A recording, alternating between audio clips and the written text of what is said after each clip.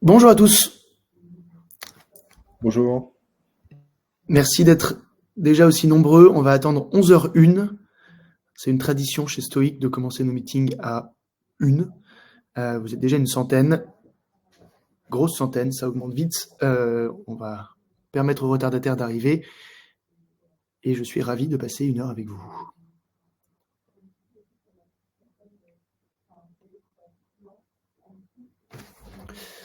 Vous pouvez évidemment utiliser le chat. Merci à tous de vous en être emparés et bonjour à tout le monde. 11h01. Eh bien écoutez, sans plus attendre, je vous propose de commencer. Je suis Jules Vera, cofondateur et président de Stoic. Et donc, nous allons passer 1 heure à vous parler d'assurance cyber, évidemment, et de MDR, un nouvel outil que Stoic propose désormais, dont on pensait important de vous expliquer les tenants et aboutissants. Ce webinaire sera co-animé par Antoine, que je vais laisser se présenter.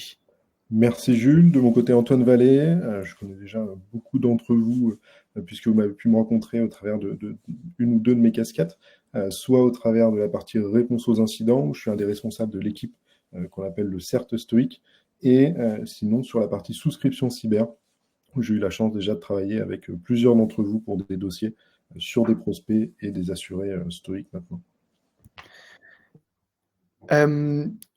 Sans plus attendre, je vous propose de commencer, de regarder notre agenda du jour. Alors sachez qu'on a un œil sur le chat, donc toutes les questions que vous voulez nous poser, on essaiera d'y répondre au fil de l'eau. N'hésitez pas, s'il y a des choses qui ne sont pas claires, s'il y a des interrogations, à vous manifester dans le chat et on répondra en live si possible, le plus vite possible. 4 points principaux aujourd'hui. On va d'abord vous représenter Stoic rapidement, mais ensuite vous expliquer en quoi le produit MDR dont on parle aujourd'hui s'inscrit dans la vocation de Stoic de maîtriser, d'aider les entreprises à maîtriser leurs risques cyber. Comment est-ce que ça s'inscrit dans cette démarche globale?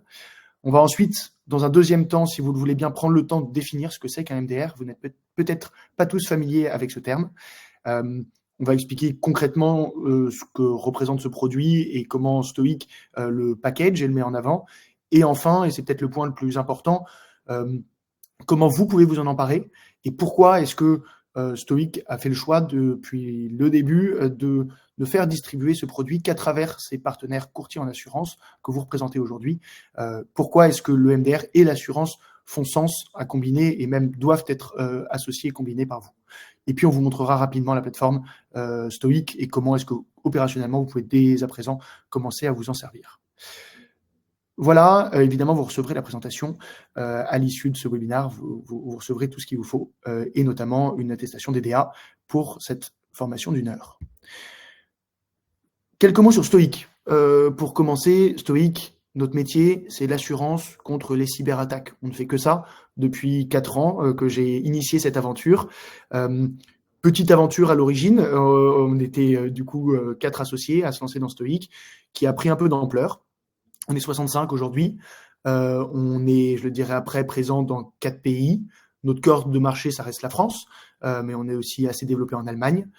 Et on a su attirer à nous, ce qui nous a permis de nous développer, pas mal d'acteurs institutionnels qui nous soutiennent, soit par des fonds, je pense à Munich Re Venture, le fonds de Munich Re qui a investi dans Stoic, Tokyo Marine a investi dans Stoic aussi, on l'annoncera officiellement dans quelques semaines, mais aussi évidemment avec des porteurs de risques. Nous ne sommes pas assureurs, comme vous le savez, nous sommes ce qu'on appelle un MGA, une agence de souscription, c'est-à-dire qu'on a créé notre produit d'assurance de A à Z. On a créé le process de souscription, le pricing, les conditions générales, etc.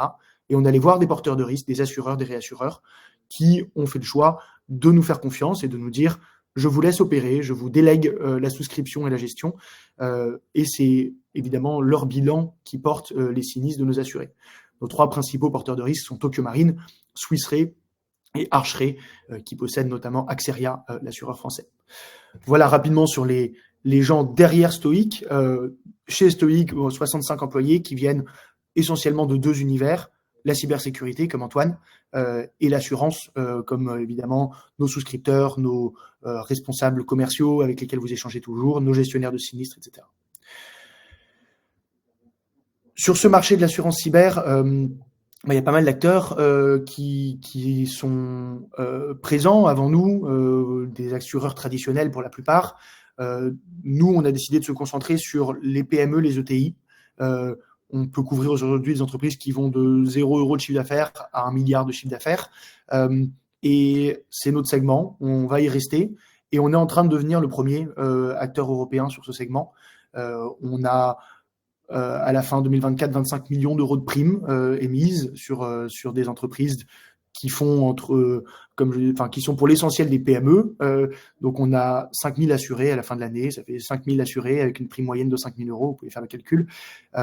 Ce qui est beaucoup. Je pense qu'il y a assez peu d'acteurs, même chez les grands noms de l'assurance, les Chubb, AIG, Beazley, etc., que je salue s'il y en a qui sont présents. Il y en a assez peu qui ont un portefeuille plus développé sur ce segment. Beaucoup ont des portefeuilles corporate, mais 5000 polices en Europe cyber, je pense que Stoic aujourd'hui est au moins dans le top 3 avec certains de ces grands noms, ce qui est très bien, mais ce n'est que le début. Et on a aujourd'hui des équipes locales dans 3 pays, la France, l'Allemagne, l'Autriche. J'annoncerai les prochains pays prochainement. Où à chaque fois, dans chacun des pays, c'est le même modèle. On a des souscripteurs, évidemment, des responsables commerciaux localisés, locaux. En France, vous les connaissez certainement. Ils sont à Lille, à Nancy, à Aix-en-Provence, à Lyon, à Toulouse et au Mans et à Paris. Et à chaque fois, on a envie d'avoir cet ancrage local pour avoir de la proximité avec nos courtiers partenaires. Plus de 700 courtiers en France ont déjà fait une police d'assurance avec Stoic. Ça doit être le cas d'un certain nombre d'entre vous. Vous êtes quasiment 200 connectés. Je vous remercie pour votre confiance parce que c'est génial. Et surtout, ce qu'on veut voir, c'est qu'au-delà du premier contrat, je vous l'ai dit, on a 5000 polices, donc on a en moyenne 7 contrats par courtier partenaire, ce qui montre la confiance que vous nous faites dans la durée. Voilà, rapidement sur Stoic. Si vous avez des questions sur l'entreprise dans son ensemble, n'hésitez pas à les poser, je serai ravi d'y répondre et de vous dévoiler tout ce que vous souhaitez savoir. Mais tout ça pour vous dire que Stoic est une entreprise qui se porte bien, très bien. On ne cesse de se développer, de continuer de grandir, de recruter des équipes techniques, des équipes cyber, des souscripteurs. On a récemment eu Marjolaine Lelièvre qui venait d'AXA XL qui nous a rejoint en souscription, Charles-Henri Pavie qui vient de chez Liberty qui nous a rejoint. Donc on grossit parce que le marché est porteur et parce qu'on a la chance de contribuer à son développement. Assez parlé de Stoic, rentrons dans le cœur de notre sujet, qui est le MDR et la manière dont ça s'inscrit dans notre approche du risque cyber. Avant de me lancer, petit sondage que vous pourrez retrouver dans l'onglet sondage, auquel je vous invite à répondre, pour savoir si vous savez ce que c'est qu'un MDR. On va le définir évidemment ensuite. J'imagine que, je dirais 15-20% d'entre vous peut-être ont entendu parler, mais pas beaucoup plus. Donc je vous invite à voter rapidement sur l'onglet, on se laisse quelques secondes pour que je sache à peu près si vous êtes familier avec ce terme. Merci pour vos votes, on laisse quelques secondes. Je vois qu'il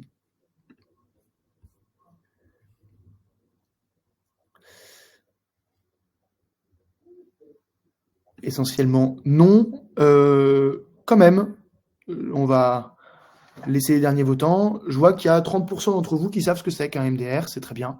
Pour les 70% restants, rassurez-vous, le but de ce webinaire, c'est aussi de reprendre à la base et de vous expliquer ce que c'est en détail, et je laisserai à Antoine le soin de le faire, car il est bien plus technique que je ne le suis. Ce que je vais vous expliquer d'abord, c'est comment est-ce que le MDR s'inscrit dans notre maîtrise du risque, dans notre volonté de maîtrise du risque. Et avant ça, je vais vous repartager un court extrait d'une vidéo que vous avez peut-être déjà vu. Désolé, le format n'est pas optimal, mais vous devriez voir la vidéo pour vous rappeler de quel risque on parle et pourquoi est-ce qu'on parle autant de ce risque. Cette vidéo, c'est une vidéo d'un assuré d'un de nos courtiers partenaires en région lyonnaise qui a subi une cyberattaque et qui témoigne, je vais vous mettre juste la version courte, de ce qu'il a vécu. Antoine est bien placé car c'est lui qui a géré l'incident avec l'équipe pour savoir à quel point c'était dramatique, et j'aimerais, avant qu'on parle du MDR, remettre l'église au milieu du village et dire à quel point les cyberattaques détruisent des PME tous les jours. On venait de perdre 40 ans d'histoire à l'instant T, ce magique n'existe plus. Quand ton informaticien te demande à toi, qu'est-ce qu'on fait? Tu te dis, là, c'est grave. Et ce jour-là, j'étais pas sûr de pouvoir tenir le truc, quoi. Parce qu'on n'avait plus rien. Moi, sans Stoic, on m'aurait dit, tu vas sur le dark web pour discuter avec des hackers. Ben, je sais pas. Ils arrivent, j'ouvre la porte de la voiture, c'est le Messie qui arrive.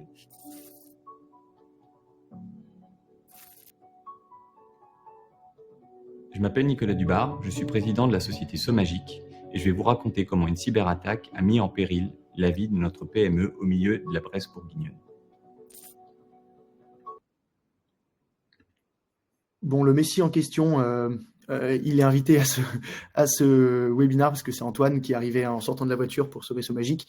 Voilà, je voulais juste revenir sur cet incident parmi tant d'autres. On en a géré plus de 150 des cyberattaques depuis le début de l'année. Je pense que c'est important parce que c'est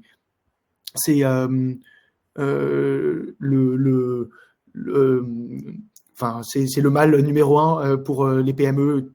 Tellement de PME qui perdent leur activité à cause de ça que on se sent investi de cette mission avec Stoic de continuer nos efforts pour faire mieux, pour aider ces PME à maîtriser leurs risques. Jusqu'ici, on l'a fait à travers 3 briques. Une brique de prévention, une plateforme qui s'appelle Stoic Protect, qu'on associe, qu'on combine avec notre produit d'assurance. Notre produit d'assurance, il inclut les garanties d'assurance que vous connaissez, on pourra en reparler, et la réponse à incident. Donc la philosophie de Stoic, c'est de se dire, avec notre plateforme de prévention gratuite pour tous nos assurés, que la plupart d'entre vous connaissent, on réduit le risque que l'assuré ait un attaquant qui rentre dans son système informatique. C'est le but de Stoic Protect, de limiter le risque d'intrusion, que quelqu'un arrive à prendre le contrôle d'une boîte mail, arrive à prendre le contrôle d'un Google Drive ou autre. Mais si l'attaquant arrive à rentrer dans le système, à faire des dégâts, on a une équipe de réponse à incident en interne qui est là pour gérer. Ça fait partie du contrat d'assurance. Antoine et ses 10 collègues qui travaillent là-dessus jour et nuit pour prendre en main les cyberattaques de nos assurés. Et les autres garanties d'assurance sont mobilisées ensuite pour dédommager des pertes d'exploitation, de la responsabilité civile, de la fraude, etc. La brique qui manque dans ce système, c'est celle qu'on apporte avec la partie MDR, qu'on pourrait schématiquement mettre ici. La brique, c'est de se dire, une fois que l'attaquant a mis un pied dans le système informatique, il lui faut escalader le système informatique pour chercher à faire plein de dégâts. S'il a le contrôle de votre boîte mail, il ne va pas faire grand-chose de mal. Il va chercher à avoir plus de pouvoir au sein du système pour pouvoir chiffrer toutes vos données. Mais ça, on ne peut pas le faire à partir d'une boîte mail simplement. Ou on ne peut pas le faire à partir de n'importe quel accès sur un Google Drive. Donc, ce qu'il va faire, c'est qu'il va passer du temps, parfois il reste un mois et demi dans le système, à s'intéresser, à dire comment je peux maximiser le dommage que je vais faire à une entreprise. Et c'est là que Stoic MDR est utile. La vocation de cet outil, c'est de détecter des comportements suspects au sein du système informatique pour automatiquement les neutraliser, les bloquer, avant qu'il y ait un dommage qui soit fait. Donc, même s'il y a intrusion, Stoic MDR a pour vocation, et on va vous expliquer comment, de bloquer l'attaque dès lors qu'on détecte quelque chose de suspect. Et c'est très puissant parce que ça permet aux entreprises d'éviter un grand nombre de sinistres, on y reviendra plus tard, mais nous, on estime que quasiment 50% des sinistres qu'on a gérés pour le moment auraient pu être évités avec Stoic MDR. J'ai beaucoup parlé. Si vous avez des questions, n'hésitez pas. On va aller sur un cas concret que Antoine va vous raconter avant de vous raconter ce que c'est que le MDR concrètement, d'une entreprise qui a accepté qu'on témoigne, de témoigner, qui a accepté de raconter son incident, qui est le client d'un de vous, certainement, d'un courtier partenaire, une entreprise de e-commerce qui vend des matériaux pour l'aménagement, la rénovation, la déco d'intérieur, qui s'appelle Ligerio, qui est une petite PME de 17 collaborateurs, qui a assuré Stoic depuis quelques années, et dont on a géré un sinistre, ou on a évité un sinistre grâce à Stoic MDR. À toi, Antoine, de prendre la parole. Effectivement, Ligerio, aujourd'hui, c'est un petit peu une TPE comme on peut le rencontrer partout, c'est-à-dire qu'on a des utilisateurs qui sont un petit peu sensibilisés, mais pas tant que ça à la cyber, et on ne va pas avoir plus de moyens que ça, hormis l'assurance cyber, qui est déjà très bien, pour travailler sur la cyber. Par contre, ils ont pris le pied d'écouter, c'est-à-dire que quand nous, on vient les voir, qu'on leur explique quels sont les risques et comment on peut les aider, ils nous ont écoutés et ça a été un de nos premiers clients sur la partie MDR. Et ils ont bien fait. Pourquoi? Parce que la semaine dernière, donc c'est tout frais, hein, c'est aussi pour ça qu'on a choisi d'illustrer un petit peu cette présentation avec ce cas. Ils ont un utilisateur qui, en ouvrant sa boîte mail, a reçu un mail avec un partage de documents. Et ce document ressemblait à un PDF dans le mail. Donc l'utilisateur a téléchargé ce document et en le téléchargeant, il a essayé de l'ouvrir. Donc il a double-cliqué sur son icône de document qui ressemblait à un PDF. Et en fait, malheureusement, ce n'était pas un PDF, c'était un virus. Sauf que le virus, c'était un virus qu'on appelle un peu invisible. Dans un jargon technique, on appelle ça un info-stealer. Il avait pour but d'aller de manière complètement passive et discrète, voler les identifiants présents sur le poste, c'est-à-dire tous les identifiants du navigateur. Donc ça peut être des identifiants bancaires personnels que l'utilisateur utilisait, ça peut être des identifiants professionnels, et il allait aussi chercher plein d'éléments, des documents financiers, des choses comme ça, pour essayer de les exporter du poste de travail. Heureusement, l'outil, du coup, qu'on a déployé au travers de Stoic MDR, a automatiquement bloqué l'exécution de ce virus. C'est-à-dire que le virus n'a jamais pu accéder au moindre document, au moindre identifiant. Et surtout, nous, on a reçu une alerte dès 10h43 nous indiquant qu'un virus avait été détecté du coup sur un poste qui venait d'être téléchargé d'un mail. À 10h44, on se connecte nous sur notre plateforme pour investiguer et on se rend compte effectivement, on a en face de nous tout un schéma avec le téléchargement depuis une boîte mail. On comprend que l'utilisateur s'est fait piéger avec un faux document et qu'il a ouvert ce document. Et donc, on se met à analyser le virus. Et en analysant le virus, on se rend compte qu'avant l'exécution du virus qui a été bloqué, on avait un petit script qui avait été positionné par l'attaquant pour aller créer plus de portes dérobées sur le poste de travail. J'entends par là que le but, c'était que malheureusement, si le virus se faisait bloquer par un antivirus ou par notre logiciel, comme on l'a vu là, il puisse finalement se retélécharger et tenter de se réexécuter et potentiellement aller chercher des variantes du virus qui, elles, passeraient outre les détections automatisées. Et ce script, donc, on a pu investiguer et l'identifier. Et surtout, c'est grâce à Stoic MDR qu'on a pu comprendre en quelques minutes, parce que tout ça s'est passé en 15 minutes, globalement, toute cette investigation et cette compréhension, que le script avait donc créé ces portes dérobées et où il les avait créées. Donc en fait, ça nous a pris quelques minutes pour aller tout supprimer, tout nettoyer sur le poste et être serein sur le fait que le virus n'allait pas pouvoir se réexécuter, se relancer. Du coup, on a pu, dès 11h, prévenir le client, lui indiquer que le poste allait pouvoir être remis à disposition de l'utilisateur et qu'il allait pouvoir le réutiliser, et que tout était nettoyé, et surtout, on a expliqué au client ce qui venait de se passer et ce qui avait pu être évité. Pour vous donner un cas concret, ce type, on va dire, de compromission, c'est du standard, c'est des choses qui arrivent tous les jours dans les entreprises et qui sont très souvent non détectées. Malheureusement, pourquoi est-ce que c'est grave? Parce qu'en fait, on est potentiellement aux prémices d'une attaque beaucoup plus massive. Jules l'a montré tout à l'heure sur la vidéo de Somagic. Sur Somagic, c'était exactement ça. On avait d'abord la récupération de secrets, d'identifiants potentiellement d'un utilisateur ou sur un poste de travail. Et ensuite, un attaquant arrive, un peu plus expérimenté. Il va utiliser les données qui ont été volées pour se connecter sur le système d'information et, comme a indiqué Jules, pour tenter un petit peu d'escalader et de gagner des privilèges au fur et à mesure. Et ça, c'est des attaques qui peuvent se dérouler sur 1 mois, 2 mois ou parfois 6 mois ou 1 an plus tard. Mais grâce à ce point d'entrée initial, c'est des attaques qui sont rendues possibles.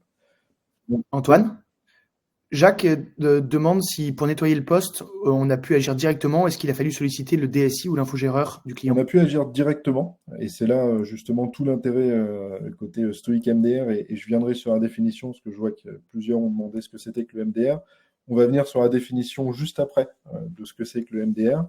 Là, je vous présente un petit peu l'intérêt du service, mais on a pu effectivement faire toute la réponse à incident et les investigations au travers de l'outil, et donc on a gagné un temps qui est inestimable, puisque si on avait dû contacter directement le DSI, attendre qu'un accès soit ouvert, que l'utilisateur ensuite prête le poste de travail au DSI, qui lui ouvre les différents flux techniques pour qu'on puisse investiguer, etc., ça aurait pris potentiellement plus qu'une journée, alors que là, on en a eu pour 15 minutes. N'hésitez pas, en tout cas, si dans le chat, vous avez d'autres questions. Et maintenant, on va pouvoir passer justement sur les définitions pour que vous compreniez bien exactement ce que c'est qu'un MDR et, on va le voir, un EDR. Donc en premier, je ne vais pas tout de suite parler de MDR. Pour définir un MDR, il faut d'abord définir ce que c'est qu'un EDR. Alors je sais que c'est compliqué, il y a beaucoup d'acronymes, mais on va en avoir 2 à retenir dans la journée. Ça va être EDR et MDR. Un EDR, qu'est-ce que c'est? C'est un Endpoint Detection and Response, qui est globalement, pour faire très très simple, un antivirus surboosté, et je viendrai définir après pourquoi ce n'est pas la même chose qu'un antivirus. C'est donc un logiciel qui va surveiller tout ce qui se passe en temps réel sur les postes de travail et les serveurs, dans le but de détecter des comportements suspects ou malveillants. Quelles sont ses fonctionnalités? Il va donc constamment collecter et analyser les journaux du poste de travail ou du serveur sur lequel il est déployé, et il va bloquer automatiquement des activités qui sont suspectes. Une activité suspecte, on l'a vu juste avant, c'est potentiellement un virus, mais ça peut être aussi des activités d'un utilisateur qui ne sont pas forcément par définition techniquement malveillantes, mais qui sont inhabituelles. Pour vous donner un exemple, si demain, au travers par exemple dans le service comptabilité, on a un utilisateur qui d'habitude n'utilise que Excel, Outlook pour gérer ses mails, et qui est défini comme n'étant pas du tout un utilisateur technique, qui du jour au lendemain se met à avoir des outils d'analyse réseau, se met à lancer sa console pour faire des commandes sur Windows qu'il n'a jamais fait habituellement, l'EDR, il va se dire, il y a quelque chose de louche dans le comportement. Là, dans mon analyse, j'ai un comportement qui dévie complètement des habitudes de cet utilisateur, et donc je vais lever une alerte. Et c'est là où justement, nous, on va pouvoir intervenir et travailler sur la menace. Et donc, quelle différence avec un antivirus? L'antivirus, globalement, c'est bien connu de tout le monde. Son but, c'est de bloquer les logiciels malveillants. Malheureusement, un antivirus, aujourd'hui, c'est presque désuet. Pourquoi? Parce que leur efficacité se base sur des menaces qui sont connues, et donc depuis une base antivirale qui doit être constamment mise à jour. Je pense que beaucoup d'entre vous ont connu d'anciens antivirus qui, tous les jours, répétaient la base virale a été mise à jour quand vous lanciez le poste de travail. Globalement, cette grande bibliothèque de logiciels malveillants, elle a un gros défaut, c'est qu'elle se base sur des menaces qui ont déjà été vues. Et malheureusement, aujourd'hui, les attaquants, à chaque fois qu'ils vont attaquer une entreprise, ils vont redévelopper un virus. Alors, ça va être tout petit, ça va être potentiellement un petit changement dans le code source du virus, mais qui va suffire pour faire croire qu'il est inconnu et qu'il est tout nouveau, et donc pour contourner les antivirus. Mais surtout, la plupart des attaques aujourd'hui, quasiment 80 à 90%, n'utilisent pas de virus pour s'introduire sur le système d'information. Et donc, en fait, on se retrouve avec un outil qui est déployé partout, mais qui va potentiellement ne rien voir jusqu'à la destruction complète du système d'information. Et donc, si on prend le cas de Somagic qu'on avait étudié, qui avait son antivirus presque partout, l'antivirus n'a servi à rien. L'ensemble du système d'information avait quand même été détruit. Et malheureusement, l'attaquant n'avait jamais eu à utiliser de virus. Et c'est aujourd'hui très rare, nous, en réponse aux incidents, qu'on tombe sur des vrais virus. Du coup, vous allez me dire, mais Antoine, t'es bien gentil, mais du coup, si c'est aussi bien par rapport à un antivirus, pourquoi est-ce que tout le monde n'utilise pas aujourd'hui un EDR? L'EDR, il va avoir 2 contraintes. La première contrainte, et ça va venir sur la définition du MDR, c'est que c'est un outil qui est plus complexe qu'un antivirus à gérer. Pourquoi? Parce que c'est un outil qui va nécessiter des compétences en cybersécurité pour pouvoir le gérer convenablement. L'outil, certes, il va avoir une base automatisée pour pouvoir bloquer des choses, mais sa grande valeur ajoutée, c'est de pouvoir détecter et alerter. Mais si on alerte des personnes qui ne surveillent pas l'outil ou qui n'ont pas les compétences pour le surveiller, malheureusement, ça ne sert pas forcément à grand-chose. Pour vous donner un exemple, moi j'ai travaillé une dizaine d'années avant en audit offensif, c'est-à-dire que mon but c'était d'aller attaquer les entreprises et d'être payé pour ça, pour faire des audits de sécurité sur des grands groupes du CAC 40. Dans ces grands groupes du CAC 40, ils sont tous équipés en EDR, aucun problème là-dessus. Malheureusement, parfois, et c'était il y a quelques années, ça a beaucoup changé depuis, heureusement, suite aux audits et suite à de récentes attaques. Ces EDR étaient soit suivis par des équipes qui n'étaient pas en 24/7, donc en fait la nuit ou tard le soir, on pouvait faire nos audits, on arrivait à 20h, on pouvait faire nos actions de tentatives de compromission de compte à droite à gauche, on arrivait sur le système d'information, on arrivait à voler des identifiants ou des choses. C'était vu par l'EDR, c'était alerté, mais les équipes ne réagissaient pas puisqu'elles n'étaient pas présentes. Et quand elles arrivaient au matin, les alertes de la veille, parfois il y en avait trop, elles n'avaient pas été gérées, donc elles n'étaient pas forcément regardées. Donc ça, c'est la première contrainte, c'est un outil qui doit être géré par une équipe compétente et qui a du temps. Et donc du temps, ça veut dire aussi du 24/7, des mises en place de 3/8, etc. Et aussi, ça demande un petit peu de budget, puisqu'on a longtemps maintenant été habitué aux antivirus qui sont inclus souvent dans les licences Microsoft, etc., et donc qui ont l'apparence d'être gratuits, ou avec des antivirus qui maintenant sont à moindre coût. Les EDR viennent remettre un coût dans cette équation qui peut parfois être difficile à aborder. Et donc c'est là où on rentre sur la définition du MDR. Le MDR, c'est le service qui vient gérer un EDR. Donc si on regarde la photographie ici avec les différentes couleurs, tout en bas, on a les postes de travail et les serveurs, sur lesquels on vient installer un agent, donc l'EDR, et cet agent est géré par une équipe, le MDR. Donc si vous avez deux choses à retenir de cette présentation aujourd'hui, c'est que l'EDR, c'est l'outil, le MDR, c'est le service. Retenez bien ça, j'y reviendrai juste après pour refaire une piqûre de rappel et pour expliquer comment est-ce que Stoic s'intègre dans cet écosystème. Et donc pourquoi mettre en place un MDR plutôt qu'un EDR seul? Déjà, pour tout notre tissu de PME ou d'ETI qui n'ont pas forcément d'équipe cyber dédiée, c'est souvent réservé aux grands groupes, on a à disposition une équipe formée à la cybersécurité, dont c'est le métier, sans ajouter le moindre effectif. C'est-à-dire qu'on va avoir une équipe qui, en 24/7, est disponible, soit pour poser des questions, soit pour des déclenchements d'incidents, soit pour traiter les alertes du coup de l'outil. Et cette équipe, elle va apporter aussi toute son expertise pour mettre en place des règles de détection, pour les personnaliser par rapport au contexte de l'entreprise.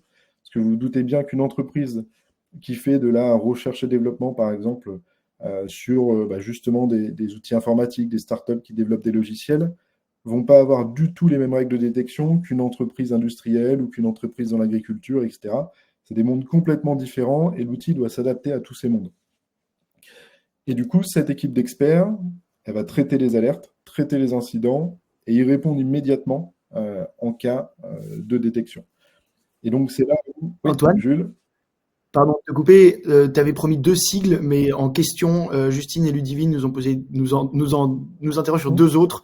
La différence entre le MDR et le SOC et ce que le XDR apporte par rapport à l'EDR. Donc on va essayer de ne pas perdre tout le monde, d'être assez clair sur ces 2 points, mais si tu peux y répondre, ce serait sympa. Pas de souci. C'est vrai qu'on a beaucoup de sigles en cybersécurité, malheureusement, qui n'arrangent pas les choses pour vulgariser. Un SOC, pour rappel, c'est un Security Operations Center, c'est-à-dire que c'est un centre de sécurité opérationnelle en français. Ça va gérer constamment plein d'arrivées d'alertes et les traiter. Donc en fait, les équipes de MDR et un service de MDR, c'est souvent associé à un SOC et à un CERT. CERT pour la partie réponse aux incidents, SOC pour la partie traitement des alertes.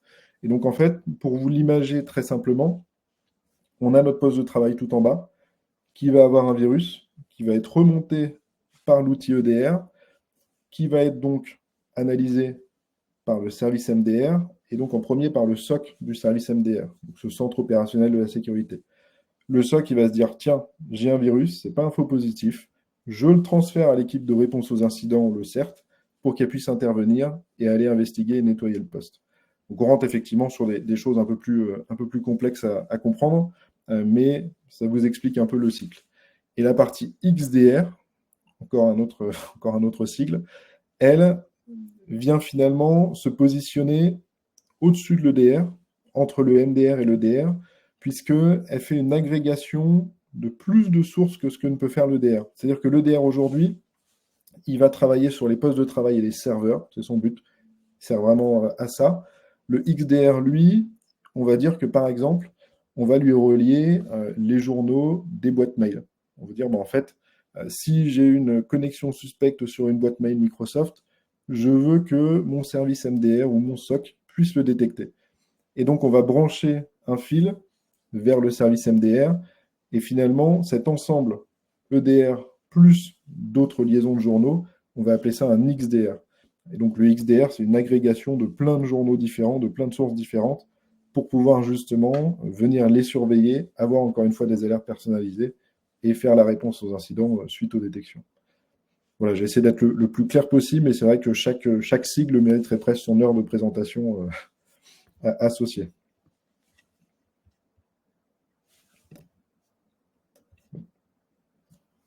Je prends juste rapidement, on va aller assez vite sur les quelques slides suivantes aussi, enfin, évidemment vous expliquant Stoic MDR, mais pour garder du temps pour vous expliquer concrètement comment vous pouvez vous servir et pourquoi on vous propose ça et comment vous pouvez vous en servir vous vis-à-vis de vos clients. Ce que je veux juste dire avant de détailler Stoic MDR du coup, avant de laisser Antoine le faire, c'est que le marché du MDR est un marché en plein boom. Pour une raison simple, tout le monde se rend compte que les antivirus sont dépassés pour les raisons qu'Antoine expliquait et qu'ils doivent passer à l'étape supérieure pour la sécurité des EDR, mais en particulier pour des PME qui n'ont pas les équipes formées, l'EDR tout seul n'est pas gérable, donc il faut du MDR. Et donc, tous les grands acteurs de cybersécurité offrent du MDR. Assez peu ont réussi à pénétrer le réseau de PME parce que assez peu ont des réseaux de distribution de PME. Nous, on va y arriver avec vous. On pense que les courtiers en assurance sont les bonnes personnes pour recommander ce genre de solution en complément de l'assurance pour leurs clients PME. Mais ceux qui proposent des offres comme celle-là, c'est Orange Cyberdéfense, Free, Sophos, etc. Donc des entreprises, Nomios, pardon, des entreprises qu'on appelle des MSSP, des prestataires de services de sécurité. Et c'est eux qui font se développer ce marché qui a un potentiel énorme et qu'on va aller conquérir ensemble. Il y a une question d'Ali pour toi, Antoine, et je te laisse reprendre la main, sur la différence entre l'offre Orange ou Sophos MDR. Alors, il faut savoir que Sophos va être un éditeur aussi de produits, donc ils vont gérer leurs propres produits. Là où Orange Cyberdéfense est complètement agnostique, c'est-à-dire qu'ils vont vous vendre un service de MDR qui va traiter les alertes, mais il peut traiter les alertes de Sophos, il peut traiter les alertes d'autres outils comme SentinelOne, CrowdStrike, Microsoft. En gros, ils vont s'adapter à un outil. Eux vont forcément pousser l'outil le plus adapté à votre situation. Mais si vous avez déjà un outil, vous pouvez aussi travailler avec Orange pour qu'il puisse suivre justement les alertes de votre outil et qu'il puisse traiter les incidents qui y sont liés.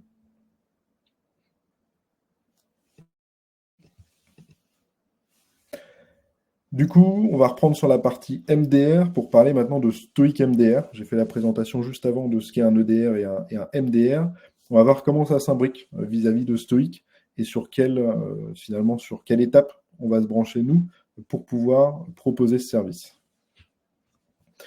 Du coup, en termes déjà de produits, on travaille avec CrowdStrike et je vais passer juste après pour expliquer pourquoi on a choisi ce produit. Donc, l'EDR, produit CrowdStrike, le MDR, Stoic. Encore une fois, je le rappelle, l'EDR, c'est vraiment l'outil, le MDR, c'est le service. Et donc, Stoic met à disposition son équipe de réponse aux incidents et ses ingénieurs cyber pour pouvoir donner justement ce service MDR à ses assurés et à ses clients. En premier lieu, pourquoi avoir choisi CrowdStrike comme outil d'EDR? Il faut savoir que l'EDR, c'est un marché très large. On a cité tout à l'heure effectivement Sophos, mais il y en a plein d'autres. On a SentinelOne, Microsoft, TrendMicro, Bitdefender, Malwarebytes, je pourrais en citer une infinité. Et sur ce marché, on va avoir des produits qui sont en avance vis-à-vis des autres. En avance, c'est bien en avance. On revient finalement un petit peu comme si il y a 15-20 ans, quand l'antivirus a vraiment explosé, on avait une multitude, voire une centaine d'éditeurs antivirus différents. Ça s'est drastiquement réduit depuis. Sur l'EDR, on y arrivera aussi, je pense que ça se réduira drastiquement avec le temps. Mais aujourd'hui, on a beaucoup d'éditeurs différents. Et donc, il faut choisir avec lequel on va vouloir travailler. Et pour nos assurés, étant donné qu'en tant qu'assurance, on veut quand même s'éviter les sinistres et être sûr que la technologie marche bien, on a passé plusieurs mois à étudier toutes les solutions possibles et à faire notre choix sur des critères qui allaient parler au DSI, mais aussi aux dirigeants d'entreprise. Là-dessus, on a deux raisons d'avoir choisi CrowdStrike principal déjà. C'est le Gartner, bien connu des dirigeants d'entreprise, qui met CrowdStrike comme la meilleure solution d'EDR au monde. Deuxième point, le MITRE ATT&CK, qui est pour le coup une base de données d'évaluation des différentes méthodes utilisées par les attaquants, qui est bien connue des équipes informatiques et cyber. Donc, cette base de données, aujourd'hui, elle va lister toutes les méthodes d'attaque des attaquants, et CrowdStrike a un score de 100% à la détection et à la prévention de ces méthodes d'attaque. C'est-à-dire que tout ce qui est listé, l'EDR est en capacité de le bloquer ou de le détecter. Et enfin, c'est un outil qui est compatible avec la majorité des systèmes d'exploitation, déployable en quelques minutes, et surtout qui ne nécessite aucun redémarrage pour pouvoir être pleinement efficace après déploiement. C'est aussi un des leaders mondiaux, puisqu'il équipe la moitié du Fortune 500 aux États-Unis et plus de 20 000 clients dans le monde.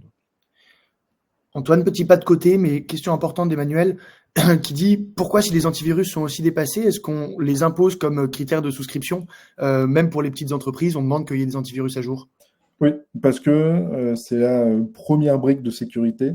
On va dire que s'il n'y avait pas d'antivirus, malheureusement, on aurait encore 10 fois plus de sinistres, puisque l'antivirus vient faire la première vague d'élimination des cybermenaces les plus basiques. Mais ça ne va pas éliminer les cybermenaces qui sont manuelles ou par des groupes d'attaquants. Et aujourd'hui, le plus grand risque sur la partie cyber, c'est le ransomware. Et là, effectivement, l'antivirus est beaucoup moins utile. Mais si on veut s'éviter, en plus de ces ransomware et de ces grands risques d'attaque, de devoir gérer des milliers de petits sinistres de compromission de postes qui sont plus disponibles ou de vol de données, l'antivirus reste encore aujourd'hui, heureusement, un outil qui fonctionne pour ça et qui reste une barrière concrète contre les menaces. Donc voilà, un socle minimal, on va dire.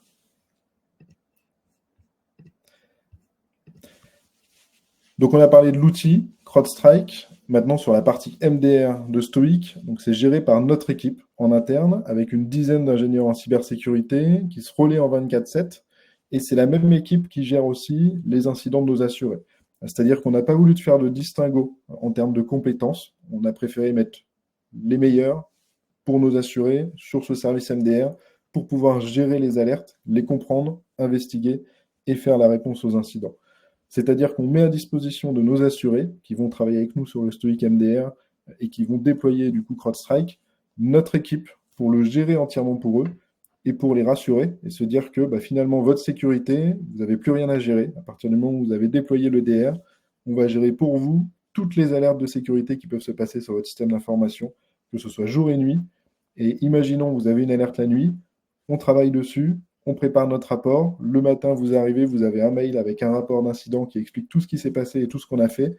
Et on fait un débrief par téléphone pour pouvoir en discuter. Le but, c'est que nos assurés puissent dormir sereinement pendant que nous, on travaille sur la sécurité et qu'on étudie les potentielles menaces. Pas mal d'assurés ont testé les nuits du 24/7 le dimanche à 2h du matin et c'est le principe du 24/7 et c'est un vrai argument à mettre en avant qu'on puisse réagir tout de suite dans les 3 minutes. Alors le MDR, on s'engage sur des temps un peu plus longs, même si en moyenne on est toujours en dessous de 3 minutes pour réagir dès que la menace survient. Exactement. Et je vois qu'il y a une question vis-à-vis de sur CrowdStrike, j'ai de la poser. Et c'est ça. Vis-à-vis de l'incident de récent de CrowdStrike, pour ceux qui ne connaissent pas l'incident, en juillet, CrowdStrike a eu une panne, on va dire, mondiale, qui a affecté le redémarrage des ordinateurs. C'est-à-dire que plusieurs entreprises, beaucoup d'entreprises se sont retrouvées avec un blocage au moment de redémarrer les ordinateurs. Et ce blocage était en partie entre CrowdStrike et Microsoft, a duré en principe quelques minutes, mais pour plusieurs entreprises, ça a été plus long. Puisque CrowdStrike a rapidement déployé une mise à jour. Il faut savoir qu'aujourd'hui, sur les produits de sécurité, on leur donne beaucoup de droits pour qu'ils puissent être efficaces. Et donc, ce type de blocage ne devrait pas arriver et arriver au travers d'une erreur, malheureusement chez CrowdStrike, qui, comme je l'avais indiqué, est censé ne pas arriver, mais qui arrive Ça peut être chez CrowdStrike, ça peut être chez d'autres. Je voyais encore hier chez WatchGuard des vulnérabilités qui permettent à des attaquants de rentrer immédiatement. On en parle un peu moins parce qu'elles sont moins publiques et plus techniques. Mais malheureusement, il y a beaucoup d'outils de sécurité qui ont des bugs ou des problèmes. Et CrowdStrike a eu ce premier problème. Ça a été leur seul depuis leur création, qui a été beaucoup médiatisé de par son impact sur certaines compagnies aériennes et surtout avec lequel ils ont traité avec un grand professionnalisme. C'est-à-dire que nous, toute la journée, alors que Stoic, on n'est pas forcément, on est loin, pas du tout leur plus gros client, ils nous ont appelés, ils nous ont donné des informations sur comment traiter le cas chez nos clients et comment les aider. Je pense que dans la journée, on a eu quasiment 20 mises à jour de CrowdStrike sur ce qui se passait et ce qu'ils étaient en train de faire. Donc on a eu une transparence totale dans la gestion de cet incident, ce qui n'est pas le cas de beaucoup d'autres éditeurs qui seraient dans cette situation. Et surtout, suite à l'incident, ils ont fait tout un post-mortem expliquant pourquoi c'était arrivé, pourquoi ça n'arrivera plus et ce qu'ils avaient mis en place. Donc nous, au contraire, on est plutôt rassurés. On se dit que si ce type d'incident est arrivé, qu'ils ont eu l'expérience de le gérer, qu'ils l'ont bien géré sur le moment, et qu'en plus, ils ont eu la maturité d'être complètement transparents sur la façon dont ils allaient améliorer les choses pour pas que ça se reproduise, et nous donner des certitudes techniques que ça n'allait pas pouvoir se reproduire, on est serein et on est en confiance pour travailler avec eux vis-à-vis d'autres éditeurs qui n'auraient pas cette expérience ou n'auraient pas vécu ce type de problème. Et techniquement parlant, ils nous ont donné la possibilité, donc ça c'est la chose très simple que vous pouvez dire, de décaler les mises à jour. C'est-à-dire que si, imaginons, on a une mise à jour qui demain ne fonctionne pas et qui est déployée sur l'ensemble du parc mondial de CrowdStrike, chez Stoic, nous on a pris la décision de toujours se décaler d'une semaine et donc l'ensemble des mises à jour des agents ne viendra qu'une semaine après. Donc ils auront le temps de corriger, ils auront le temps de voir qu'il y a un problème, nos assurés ne seront pas touchés et à chaque fois on a ce décalage d'une semaine pour éviter justement tout problème, même si on est plutôt serein que ça ne recommencera pas. On passe au concret, Antoine, ou un dernier mot peut-être sur les forces de Stoic MDR, enfin les points principaux. Je te laisse en dire un mot. Exactement. Donc pour faire le résumé, 4 forces principales de Stoic MDR pour vos clients, une surveillance et une réponse aux incidents en 24/7 au travers de l'outil, un déploiement qui est simple, c'est-à-dire qu'en quelques minutes, c'est installé. Pour vous donner une idée, quand on lance le logiciel, on fait 2 clics et c'est installé. Donc, c'est même encore plus simple que la plupart des logiciels qu'on installe aujourd'hui. Et pour les entreprises qui sont plus larges, on a un déploiement automatisé potentiel sur des centaines ou des milliers de postes qui prend aussi quelques minutes. Et ce qui est important, c'est qu'au travers de Stoic MDR, on n'a pas de minimum d'actifs. C'est-à-dire que nous, on va travailler avec des entreprises qui ont 5 postes de travail à surveiller, tout comme des entreprises qui en ont 5000. Et c'est une distinction qui est très importante, et j'en viens du coup à la technologie avancée accessible à tous les budgets, c'est que nous, on va facturer les 5 postes sans frais d'installation. Et c'est ça aujourd'hui qui rebute beaucoup de PME ou de TPE, c'est que si elles veulent s'équiper de ce produit, ils sont obligés de s'engager sur des contrats longs avec des frais d'installation de plusieurs milliers d'euros, alors que finalement, la licence pour 5 postes ne va pas leur coûter grand-chose.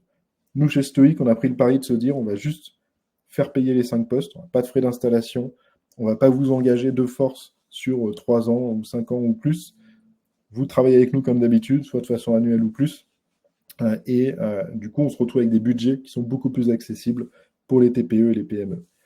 Et enfin, dernier point, une même équipe, comme je l'ai présenté juste avant, qui pilote le DR et qui intervient en cas de réponse à incident. Ce qui fait que en 1 ou 2 minutes, on est déjà sur le système d'information en train d'intervenir avec notre équipe habituelle pour éviter un sinistre. Question de Reynald, est-ce qu'on désactive l'antivirus en place pendant le déploiement et comment est-ce qu'on fait pour déployer en 2 clics? Alors, il faut savoir que CrowdStrike aujourd'hui remplace l'antivirus actuel, c'est-à-dire que sur les entreprises qui ont déjà un antivirus ou qui payent pour un antivirus, elles peuvent arrêter de le payer, gagner ce budget et déployer CrowdStrike qui va faire la brique antivirus et la brique EDR, les deux en même temps. Donc effectivement, l'antivirus est à désactiver et c'est d'ailleurs recommandé. Après, on a des entreprises qui préfèrent garder leur antivirus, elles peuvent aussi le faire, mais ce n'est pas forcément recommandé et l'éditeur recommande justement de ne travailler qu'avec CrowdStrike sur la partie antivirale. Donc, ce n'est pas une option en plus ou quoi que ce soit, c'est vraiment inclus de base. Et comment on déploie en 2 clics rapidement, Antoine? Alors, pour déployer, c'est très simple. Quand on a téléchargé l'installateur exactement comme quand vous téléchargez un programme, vous cliquez dessus, vous avez un numéro de licence que vous rentrez, vous cliquez sur installer et c'est fait. Donc pour le coup, pour les TPE, c'est très très simple. Et quand on est sur des entreprises plus grandes, on passe par des logiciels qu'on appelle les logiciels de MDM, de gestion de flotte, sur lequel on va envoyer le programme dans le logiciel de gestion de flotte et il va se déployer automatiquement sur les 100 postes. 100 ou 200 ou plus. J'ai 2 questions sur le pricing et je les prends rapidement. Le prix va dépendre du nombre de salariés, évidemment, de manière dégressive. Mais pour la question de Grégoire, qui est le budget moyen pour une PME de 50 salariés, on sera autour de 5 € par poste par mois, c'est-à-dire 60 € par poste, donc on va dire employé par an, c'est-à-dire 3 000 € par an pour une entreprise de 50 salariés, ce qui sera à peu près équivalent à la prime d'assurance. Si on veut faire des ordres de grandeur, en général, la magie des choses fait que ça fait des prix qui sont à peu près équivalents entre les deux. Ça peut varier évidemment sur les entreprises qui ont des limites très basses ou très hautes, le prix évolue. Juste, j'en reviens à la partie, je dirais, la plus importante à mes yeux, j'espère à vos yeux aussi. Je reviens là-dessus. Avant ça, pour vous dire à quel point je crois dans Stoic MDR. Donc, je vous l'ai dit au début, le cœur de métier de Stoic, c'est de l'assurance. Toute notre vie, ça va être ça. Que vous distribuiez nos contrats d'assurance à vos clients. Ça se passe bien. Stoic signe via vos soins 25 nouveaux contrats par jour à peu près. Donc c'est beaucoup et c'est génial. Et j'aimerais que toute la France et toute l'Europe soient équipées de notre produit parce que j'y crois très fort. Mais la philosophie de Stoic, c'est distribuer un produit d'assurance et contribuer à améliorer la posture de risque de ses assurés en continu. Parce que c'est son intérêt, parce que c'est votre intérêt, parce que c'est notre intérêt que la posture de risque ne cesse de s'améliorer. Vous avez compris comment Stoic MDR vient se greffer à ce qu'on fait déjà. Et j'insiste sur un point qui est essentiel, qui fait tout le sens pour nous de lancer cette offre. C'est le point 3, une seule équipe pilotant EDR et intervenant en cas d'incident. Le service MDR n'a pas de sens, à mes yeux, et aux yeux des experts surtout qui gèrent les incidents, s'il est décorrélé du service réponse à incident. Ça peut, techniquement, mais ça crée une confusion, notamment pour des PME, qui est énorme si ce sont 2 prestataires ou 2 équipes différentes qui gèrent le M de MDR, le management des EDR, et la réponse à incident. Et le fait de pouvoir nous faire tout ça avec notre équipe d'ingénieurs en cybersécurité dont Antoine fait partie, qui est dirigée par Vincent Nguyen, que vous avez peut-être déjà vu sur un webinar, a une vertu énorme pour Stoic. Est-ce qu'une entreprise qui n'a pas de EDR est assurable quand même? La réponse est oui, évidemment. Alors ça dépend selon la complexité du risque. Parfois, un EDR peut devenir un prérequis pour des grandes entreprises avec des postures particulières, mais on assure l'essentiel de nos assurés aujourd'hui, nos 5000 polices, l'essentiel n'ont pas d'EDR. Elles se pensent trop petites pour en avoir ou on leur a jamais bien proposé le produit. Notre intention, c'est d'aller équiper ces entreprises parce que c'est notre intérêt à tous. L'idée du combiné assurance et MDR, par vos soins, par votre intermédiaire, a tous les avantages que vous voyez ici. D'abord, donc, tout ça résulte de l'amélioration de la posture de risque dont je viens de parler. D'abord, le processus de souscription va être largement simplifié. Vous le verrez petit à petit sur notre plateforme, ce sera automatisé et rendu disponible, mais c'est déjà le cas. Le fait de proposer un MDR en parallèle de l'assurance va permettre de faire sauter un certain nombre de prérequis qu'on aurait eu sinon, mais qui nous rassurent parce qu'on sait qu'avec le MDR, l'entreprise est bien protégée. On va toujours poser 2 questions qui ne partiront pas, ce sera les sauvegardes. La qualité des sauvegardes restera indispensable. Mais je prends un exemple pour des entreprises d'une certaine taille, on demande est-ce qu'il y ait du MFA sur tous les postes. S'il y a du MDR, on ne va demander le MFA que pour les comptes admin. On va accepter que les comptes non admin n'aient pas de MFA partout. Il y a plein de questions qui vont être redondantes avec le MDR parce que si on sait que l'entreprise a du MDR, ce sera beaucoup plus facile pour nous de la souscrire. Je prends la question rapidement de Romain. Le tarif annoncé de 5 € par poste par mois tient compte de l'EDR plus MDR ou seulement d'un des deux? Les deux. En fait, quand on dit MDR, ça inclut l'EDR. Je tiens à le préciser. Donc, Antoine disait le MDR, c'est le service. C'est vrai, mais c'est le service qui inclut l'EDR. Les deux vont ensemble. Le déploiement des licences CrowdStrike, etc. Antoine, tu allais dire un truc? Oui, il y a juste une deuxième question du coup en dessous, effectivement, pour toi, Jules. Si une entreprise aujourd'hui n'a pas d'EDR, est-ce qu'elle est quand même assurable? Oui, oui, et c'est ce que je disais, je pense, un peu à Jérémy, c'est oui, la preuve, la plupart de nos entreprises assurées n'ont pas d'EDR. On va cependant largement préférer qu'il y ait des EDR et évidemment de préférence un MDR. On va même, et je le dis tout de suite, être agnostique d'une certaine manière sur le produit MDR tant que ce sont les meilleurs du marché, c'est-à-dire CrowdStrike ou SentinelOne, qui sont les deux leaders. On va accepter que le processus de souscription soit facilité aussi si le client déclare avoir un MDR avec un de ces leaders du marché. Et il va aussi bénéficier de la réduction de la prime d'assurance sur laquelle j'arrive tout de suite, parce que Stoic MDR est un excellent service. On pense que ça fait évidemment sens d'avoir la même équipe de MDR et de réponse aux incidents, mais malgré tout, il y a certains acteurs qui travaillent très bien et nous, ce qu'on veut, c'est que la posture s'améliore. Avant de prendre votre question, Arnaud, qui est plus technique, je reviens sur les 3 autres points de conséquences directes. Le 4e, il est pour nous, je dirais. On évite des sinistres, pour l'assurer, pour vous aussi. Plus de 50% des sinistres auraient pu être évités avec du MDR. Évidemment, moi, c'est ce qui me permet de continuer de dire qu'on a je pense, le loss ratio, le S sur P le plus faible du marché, parce qu'on gère bien la posture de risque de nos assurés, et ça ne va faire que s'amplifier. D'un point de vue concret économique, le point 2 et le point 3 sont importants. Qui dit MDR, dit réduction de la prime d'assurance au renouvellement, si le contrat est déjà assuré, ou à la souscription, si ça se fait à la souscription.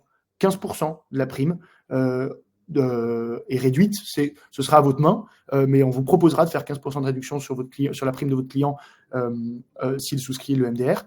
Et vous, la commission que l'on vous paye va être augmentée. On paye tous nos courtiers partenaires 20 points de commission sur tous les contrats d'assurance. Et on considère qu'à partir du moment où vous nous aidez à améliorer la posture de risque de votre client, on vous rétribue, et on vous rétribue en augmentant la commission sur le contrat d'assurance. Ce qui est une manière aussi de vous simplifier la vie administrativement et de ne pas faire une deuxième convention de distribution de prestations de services avec Stoic. Donc tout ça, c'est les avantages à combiner les deux. Et je dis même dans le sens inverse, j'espère que vous avez compris la valeur ajoutée du MDR. Ne pas proposer le MDR en complément de l'assurance, c'est se tirer tous une balle dans le pied, quoi. Ça fait tellement sens d'en parler ou de le recommander à votre client et de l'associer les deux pour toutes les raisons que vous voyez sur cette slide, que je ne vois pas un monde dans lequel demain, tous les assurés cyber n'ont pas de MDR en complément. Évidemment, et j'insiste sur ce point évidemment aussi, nos équipes sont à vos dispositions tout le temps. Vous avez les calendriers en ligne sur notre espace. Vous pouvez nous solliciter tant que vous voulez pour monter sur des rendez-vous avec vos clients. Vous aurez peut-être un peu de mal, pour certains d'entre vous, à parler de cette technologie complexe. Et c'est pour ça qu'on est là. On passe nos journées à vous épauler sur des calls avec vos clients sur la partie assurantielle, pour ceux qui le souhaitent. On va le faire évidemment sur la partie MDR aussi.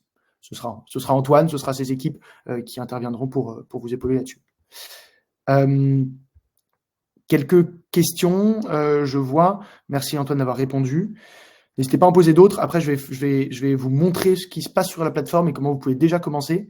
La question d'Arnaud, le DR est-il déployable également sur ce qui ne relève pas de l'IT classique, comme des outils par exemple? Est-ce que tu peux répondre, Antoine? Oui, globalement, la réponse va être la plupart du temps oui, mais on a forcément certains systèmes assez exotiques côté système industriel qui ne seront pas pris en charge. Déjà, des très vieux systèmes, forcément, dès qu'on est sur des systèmes qui ne sont pas à jour depuis 10, 15 ou 20 ans, ça ne sera pas pris en charge et malheureusement, c'est encore assez répandu côté industriel. Et ensuite, on a des systèmes qui sont développés par des éditeurs, qui sont vraiment des systèmes propriétaires assez fermés, qui eux ne seront pas compatibles, mais tout ce qui est Linux, Unix, et donc qui sont beaucoup utilisés aussi côté OT, eux sont bien sûr compatibles, et pareil avec les postes de travail des mainteneurs ou des choses comme ça, qui sont souvent sur d'anciennes versions de Windows. Emmanuel, pour répondre à votre question, on va le faire en live. Voilà l'espace, alors c'est un faux broker démo, comme vous voyez, l'espace Stoic auquel vous avez tous accès en tant que courtier, si vous êtes tous courtiers, dès lors que vous avez un Orias, une ERC Pro. Vous avez votre accès Stoic, dans lequel vous avez vos prospects, vous pouvez rajouter, mais vous avez aussi vos clients. Donc, c'est évidemment faux ici. Vous pouvez retrouver, je vous rappelle, tous vos clients, la liste, extraire toutes les informations que vous voulez sur vos clients, savoir quelle est votre part qui vous a été reversée. Et à partir de maintenant, le début de la semaine prochaine, ce n'est pas encore disponible. Quand vous cliquerez sur vos clients, voilà, ce qu'on appelle le démo effect, c'est toujours bien. Quand vous cliquerez sur vos clients, je vous rassure, la vraie plateforme marche, mais c'est l'environnement de test que je viens de relancer. Vous allez pouvoir voir plusieurs choses. Vous allez pouvoir voir son niveau d'installation des outils. Est-ce qu'il a installé nos outils de phishing, etc. Je ne reviens pas dessus, ce n'est pas l'objet de la journée. Mais vous allez aussi pouvoir générer un devis Stoic MDR. Et donc, vous allez signaler le nombre d'actifs à surveiller. On a le nombre d'employés, donc en général, ça correspond. Si vous dites qu'il y a 5 employés, par exemple, et ben vous allez voir le pricing qui va se calculer. Vous avez donc la réponse est manuelle. Pour 5 employés, on arrive en hors taxe à 420 € par an. Donc, je vous laisse faire le calcul. Ça fait un peu plus de 5 € par mois par poste. C'est un peu dégressif. C'est pas très loin. C'est pas très cher. Je pense qu'il n'y a pas un prestataire de cybersécurité qui vend des contrats aussi peu chers pour des petites entreprises à l'année pour un service aussi puissant. Et si vous renseignez les informations, vous pourrez envoyer à votre client, mais vous pouvez aussi télécharger le devis, télécharger les conditions générales de vente et les transmettre à votre client. Donc tout ça vous sera très très vite disponible depuis la plateforme. Si vous avez des questions là-dessus, vous pourrez les poser évidemment. Et tout ça sera que le début de toute l'intégration qu'on va faire pour vous rendre la vente de Stoic MDR plus facile depuis votre interface Stoic, le fait de booker les meetings plus facile aussi. On va vous rendre la vie de plus en plus simple pour que vous puissiez faire ce mouvement autant que vous le souhaitez. Un document commercial simple et dans un langage néophyte. Est-ce que notre langage d'aujourd'hui est un langage néophyte, Jean-Marc? J'espère. On a fait de notre mieux. Sur une feuille pour nous aider en prenant les points forts du MDR devant les prospects. Oui, ce que je vais faire, c'est que je vais demander à la personne qui s'occupe de l'envoi de la présentation, à l'issue de la présentation, de vous envoyer aussi on a 2 pages. Alors, on est en train de le refondre, de le rendre encore plus simple, mais on a déjà quelque chose de simple que vous pourrez partager à vos prospects et qui explique Stoic MDR. Mais j'appuie sur un point important. Si vous voulez en parler à un client et que vous voulez qu'on vous assiste, sur votre espace Stoic, vous pouvez booker des rendez-vous avec nos experts Stoic qui sont à votre disposition. Vous pouvez nous écrire. On peut monter sur des calls avec vous autant que vous le souhaitez. Mais évidemment, on vous enverra tout ce qu'on a. Pour répondre à la question de tout à l'heure, pourquoi est-ce qu'on ne l'inclut pas par défaut ? C'est quand même un prix qui est significatif parce que dedans, il y a les licences CrowdStrike, ça coûte quelques milliers d'euros à chaque fois. Donc, si on incluait ça on ne pourrait pas l'inclure sans doubler la prime d'assurance parfois et on serait plus compétitif. Donc, c'est pour ça qu'on ne peut pas l'inclure par défaut, même si j'aimerais l'inclure par défaut parce que ça rendrait la vie de tout le monde beaucoup plus simple. La com d'assurance passe à 25%, la cost sur le service ADR, pour poser la question Mathieu, pardon. En fait, c'est on a 2 manières de rétribuer la distribution du service MDR, et c'est nos courtiers partenaires, vous individuellement, qui allez choisir, soit par l'augmentation de la commission sur le contrat d'assurance de votre client, que vous avez par ailleurs, parce qu'on n'équipe de MDR que nos assurés, soit par une rétribution sur le MDR, le produit MDR en particulier, qui oblige à ce qu'on fasse une convention en parallèle, mais on peut le faire, on a déjà tous les modèles qu'il faut. Question sur est-ce que c'est un complément du contrat cyber comme une option, est-ce que c'est un contrat à part? Ce sera un deuxième contrat, mais vous allez bientôt pouvoir faire les 2 contrats en combiné depuis la plateforme, mais il faut que ce soit 2 contrats séparés parce que on a des engagements très spécifiques sur le MDR, c'est quand même un produit technologique précis, et donc il faut faire 2 contrats séparés, mais vous pourrez pousser les 2 dans un même pricing. Mais il y en a un qui est éligible à la TVA, le MDR, l'autre qui ne l'est pas à l'assurance. Rien que pour ça, on est obligé de faire des choses un peu séparées. Il est 11h59, je n'aime pas le retard en général. Jérémy, on pourra en reparler en off, évidemment. Il y a la commission supplémentaire sur l'assurance ou une commission spécifique sur le produit MDR. Selon votre appétence, la plupart des courtiers avec lesquels on a discuté pour le moment préfèrent le fonctionnement où ils augmentent leur commission sur le contrat d'assurance quand il y a du MDR en parallèle. Mais on sait faire les 2, on peut faire les 2. Parlons-en un à un, autant que vous voulez, avec votre animateur commercial. Alexis, je prends votre remarque. Comme nous nous efforçons de vendre ensemble le MDR et l'assurance, pourrons-nous, et que si la vente est concomitante, considérer que l'antivirus est présent pour les conditions de souscription? Je suis quasiment sûr que oui, enfin en tout cas d'un point de vue risque, ça fait évidemment sens. Donc oui, Antoine le confirme, il y aura plus de questions d'antivirus s'il y a le MDR. Il est midi, il y a eu beaucoup de questions, je vous remercie pour votre engouement.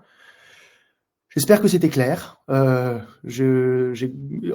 a ce talent d'expliquer des choses complexes avec des mots simples. Enfin, j'espère que vous l'avez ressenti. J'espère que ça vous a donné envie de parler de MDR autour de vous. En tout cas, nous, on est toujours à votre disposition pour en parler. On croit beaucoup à ce projet. On croit beaucoup à l'assurance d'abord. Commençons par l'assurance. Il faut assurer vos clients. Et ensuite, le MDR est un complément. C'est un complément. On ne vendra jamais le MDR sans l'assurance. On veut assurer les entreprises, avoir ce filet de sécurité essentiel et rajouter en plus. Merci pour toutes vos remarques. Il est l'heure.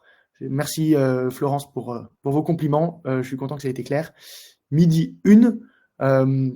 Je vais couper ma caméra et vous remercier. On va laisser encore quelques secondes pour les remerciements. Mais merci à tous. Merci.